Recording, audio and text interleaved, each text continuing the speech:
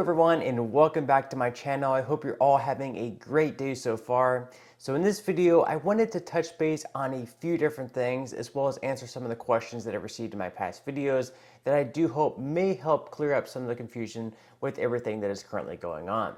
Okay, so as you probably all heard, the COLA for Social Security was announced back in October. It came in at 8.7%, meaning that whatever you're receiving now, whatever you're receiving for the year of 2022, all year long, you'll end up receiving around 8.7% higher for next year in 2023. Per my title and thumbnail though, and as you probably have heard or seen from other sources, some people are actually going to start receiving their higher payments this month in December. Now, just to be clear, the people who are going to be receiving the higher payments in December will be only those receiving SSI benefits, and the only reason they'll be getting their payments this month as opposed to next month in January of 2023 is because whenever the first of a month falls on a weekend or a holiday, they get their payments the business day prior. So in the case of January 1st, it falls both on a holiday, being that it's New Year's Day, and also a weekend on Sunday, so they'll be getting their payment instead on December 30th, which is a Friday. Again, this will only be recipients of SSI. As far as the rest of you go, I'll be getting to when you should expect to receive your increase later on in this video. Now, for SSI recipients, with the 8.7% increase, the maximum you can now receive for next year is increasing from $841 per month up to $914. For couples, it's increasing from $1,261 per month up to $1,371 monthly. So on the 1st of December, back on Thursday, you should have received one payment in the normal amount that you've been getting all year long, whether that be the maximum of $841 or in most cases a smaller amount. And then on the 30th of this month, you'll be getting yet another payment, a second payment, which will be around 8.7% higher. This sort of goes along with one of the comments that I received from Vicky, which she wrote, "I didn't get an increase on the 1st of December." So first off, of course, thank you so much for your comment, Vicky. I appreciate any comments and questions that I get. And again, the 1st of December would have been the last payment that you received for the 2022 payment schedule. So this payment would have been the exact same that you've been getting all year long, say February, July, pretty much any payment that you would have got, including the one that you received last month. So the second payment this month coming on the 30th, this will be when you should see the adjusted payment in the higher amount. So this should be what you're going to be receiving all year long in 2023. This is going to be the 30th. And again, December 30th is only going to be the date in which SSI recipients get the COLA increase.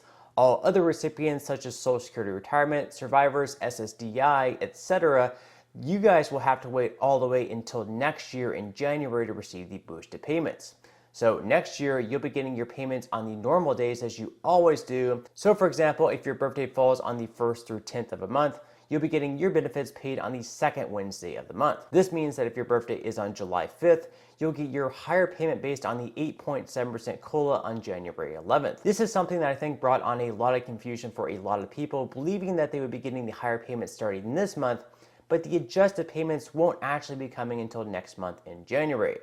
The only people receiving the higher payments this month will once again be recipients of SSI, who again will be receiving the COLA adjusted benefits on December 30th. Now, one of the other questions that I received recently was from Susan, and this has been one of the real hot topics that we've heard about over the past couple of years.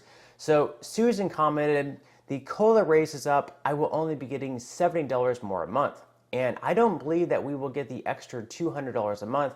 I don't have the trust in President Biden on what he's saying." So first off, yes, $70 per month really doesn't seem like that much. I know you've been seeing inflation just soar everywhere, whether it's the grocery store, whether it's the gas station.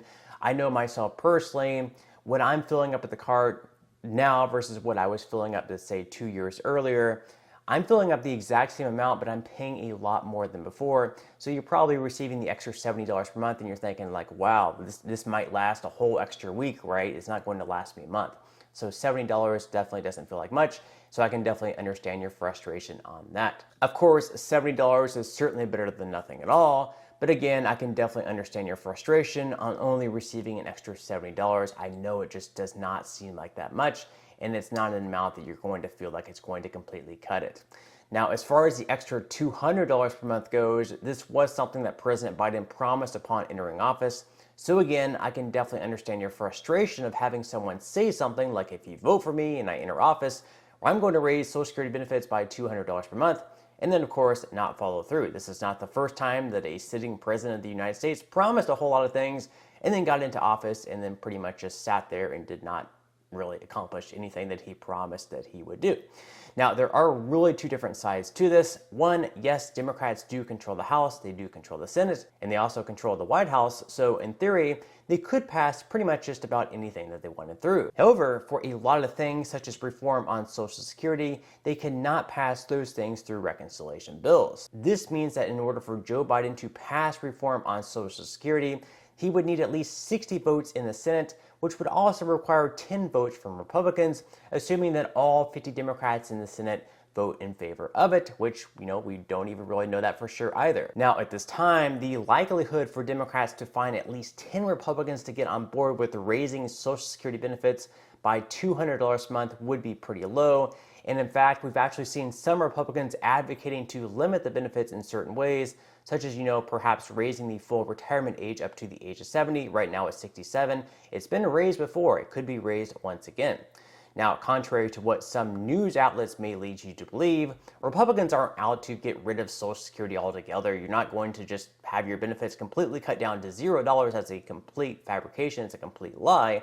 In fact, what they're actually trying to do is make sure the program is more sustainable and doesn't go insolvent in the next 10 to 13 years. So they're trying to, create some type of responsible budget on it and not see it just go completely insolvent. And of course, any party that came out to say that they wanted to gut Social Security altogether wouldn't really be the smartest thing to say, just considering the fact that around 70 million Americans currently receive benefits, and people on both sides of the aisle, both Republican voters, both Democratic voters, and of course independent voters in the middle, they are in full support of the program. So if Republicans were to come out and say, we're going to just slash Social Security altogether, likely they wouldn't do too well in the elections.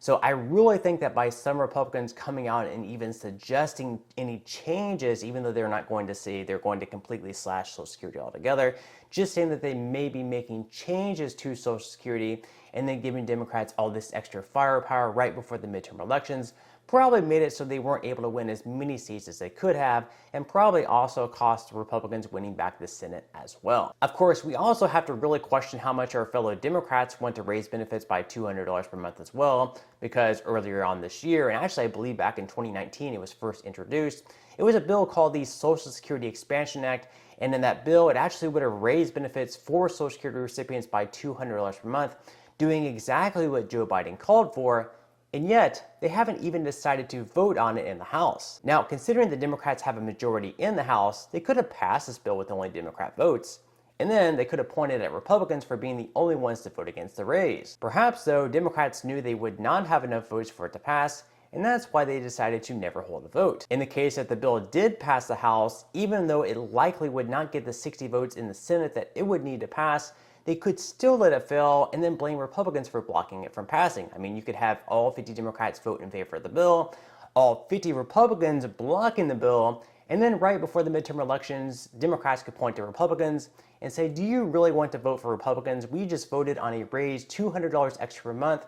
Republicans blocked it, and then likely, voters would have voted against Republicans and instead voted for Democrats. And perhaps Democrats would have held on to the House, they would have held on to the Senate, and they might have picked up a lot of seats. But instead, what they decided to do was they sat on the bill, they didn't vote on it, even though they control the House, even though they control the Senate, and even though they control the White House. So maybe this bill would have never passed in the end, but they could have at least voted on it. And why they didn't vote on it is beyond me. Perhaps Nancy Pelosi and other Democrat leaders just said, maybe we really don't want this. Maybe we don't want Social Security to see this $200 per month raise. Maybe we don't have the votes. Maybe we don't want to vote on it, see it fail, and then have Americans see that Democrats really don't care about raising Social Security benefits either. We just want to grandstand.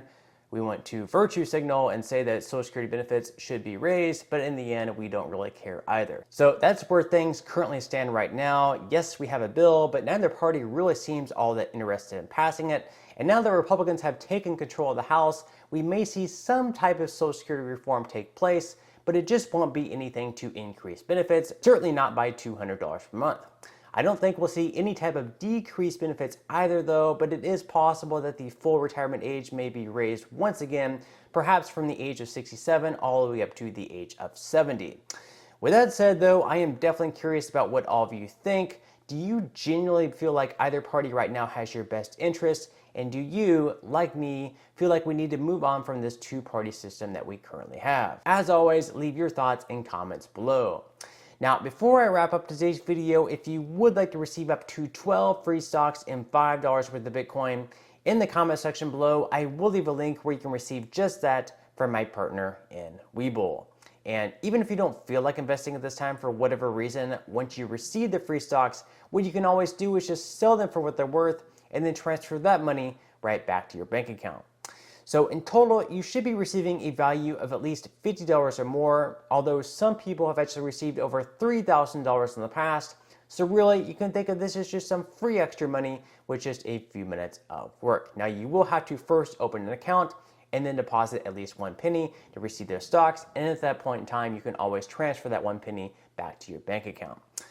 But on that note, I'm going to go ahead and wrap up this video. If you enjoyed the content in today's video and you would like to see more like it, make sure to give this video a like, subscribe to my channel, and also ring the notification bell. That way you will be the very first to be notified when I do release future videos. And until next time, I hope you have a wonderful day ahead, and I'll see you in the next video.